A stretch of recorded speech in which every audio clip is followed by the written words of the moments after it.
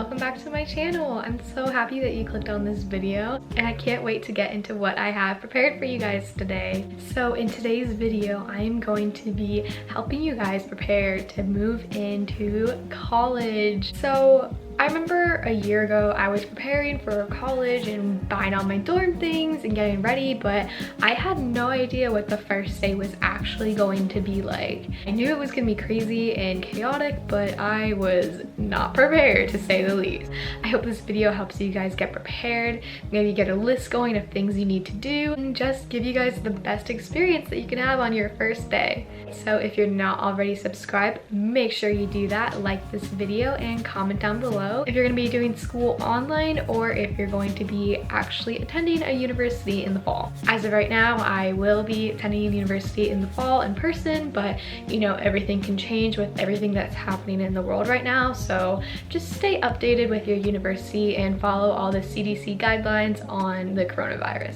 Move-in day is really fun and exciting, and it's also filled with a lot of nerves. Like, everybody's nervous, everybody's going through it, so don't be afraid or scared because everybody just like you is feeling the exact same way.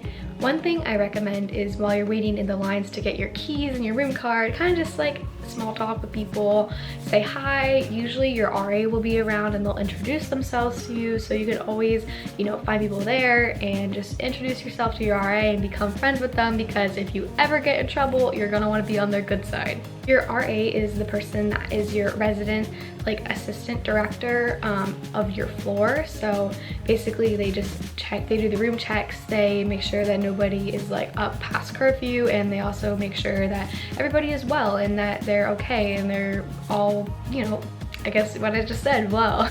So after you get your room key and your key card, you can go up to your room, and that's when you can check in. You'll be able to see the area, and you'll also be able to see your roommates that may or may not be there. So make sure that you talk to them, of course, say hi to their families if they're there, and then just start bringing up all your stuff. Also a good time to say hi to your neighbors that you see walking around, and usually like you'll be able to see who's next to you, because on the doors, like, they have little name cards that like say your name and then your roommate's name, so you'll be able to see like who's around you and if you know anybody. So now moving on to the tips portion of my moving in extravaganza. Like, the first tip that I recommend, and you have to do this first, is you have to clean your whole entire room before you like put anything major down or anything on the walls. You should do this because your room will be dusty and dirty. The room just probably wasn't cleaned as well as you think it would be from the last person that was living in there. So this is just really your time while it's empty to like deep clean it. I recommend bringing a separate bag that's just filled with cleaning supplies so you don't have to dig through your stuff. So bring a little tote bag and put Lysol wipes, put magic clean erasers, put bleach for the shower, just put every single cleaning supplies that you might need in there so you can easily access it. And the first like 15 minutes, just clean your whole entire room and wipe everything down.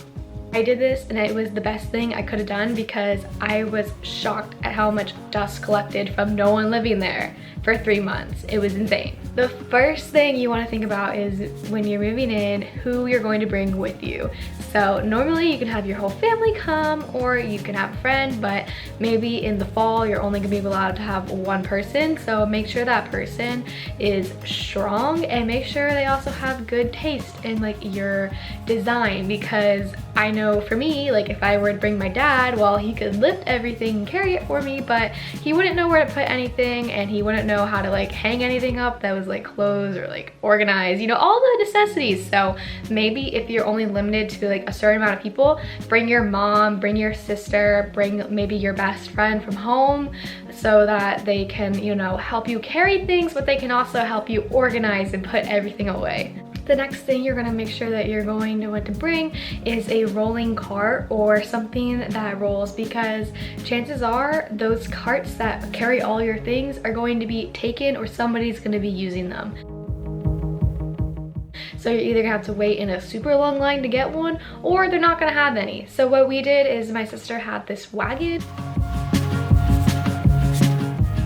and it worked perfectly, and we didn't have to wait for one of those big carts, and I didn't have to give them my driver's license or an ID, because if you rent out one of the carts, then you do have to give them either your driver's license or your credit card. So you definitely don't want them mistaking that or taking that away. So when you move in, you're going to have to get your key card and your mail key first. But while you're already walking into the building, just bring a few things with you so that once you get your room key and your key card, you don't have to go back to your car, get your things, and then go up.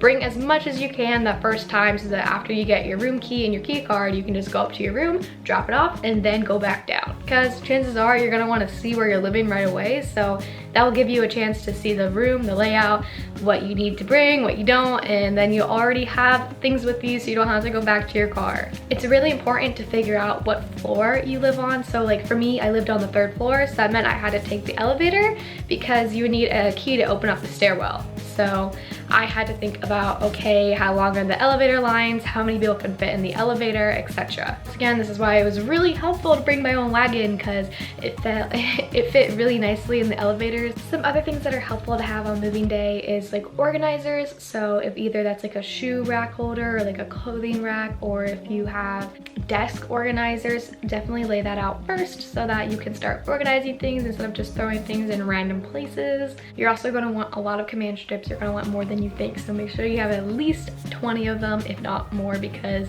you are not allowed to put any staples, nails, or anything in the walls, like at all. You cannot, and sometimes tape will not work, so make sure you guys have command strips on deck. Alrighty, so that kind of concluded my moving in, what to expect video. I hope it helped. If you guys have any more questions regarding moving in or anything else you want to hear about, please comment down below and I'd be happy to answer them. You could also DM me on my Instagram. It is shell.b, spelled out like a shell, and then a bumblebee. I love hearing from you guys, so make sure you guys comment down below.